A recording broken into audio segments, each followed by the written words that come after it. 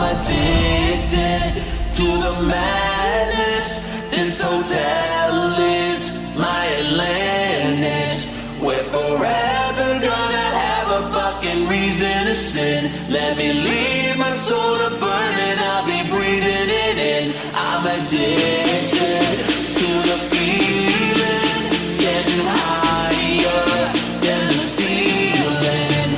And we're never gonna want this fucking feeling to end. Just concede and give in to your inner demons again.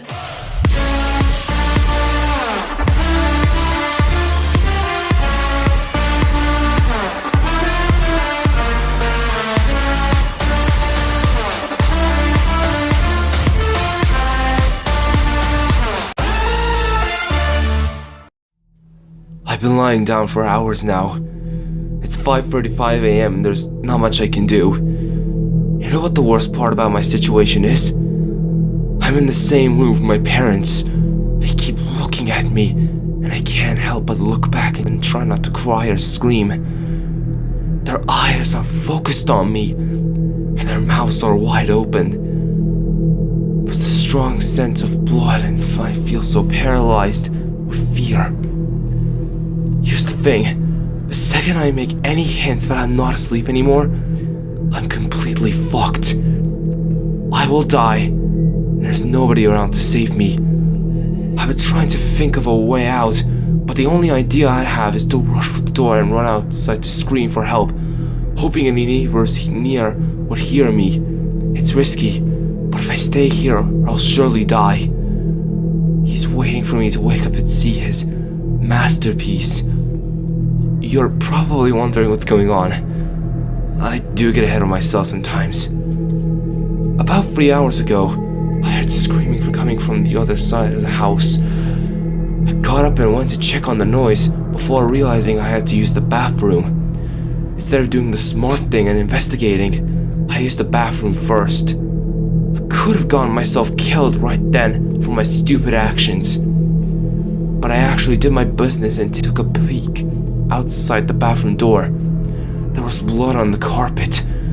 I got very worried and I ran back to my room, hiding under the sheets like the pussy I was. I tried to convince myself to go back to sleep, that it was just some really vivid dream or something like that. But I heard my bedroom door open. Like the terrified child I was, I peeked from under my blankets to see what was going on. I could see something dragging my dead parent into the room. It wasn't human, I can tell you that.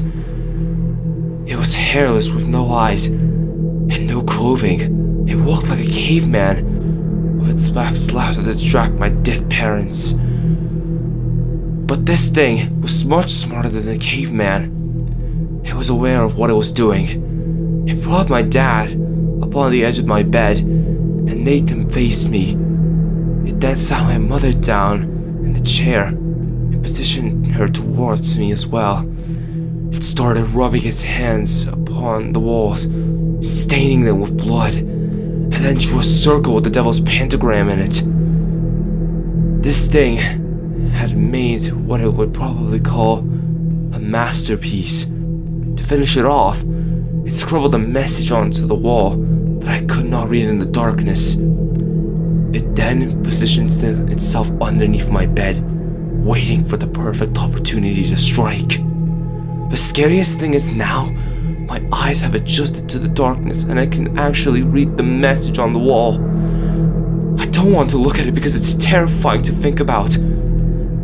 But I feel I need to see before I'm killed. I peek at the creature's masterpiece.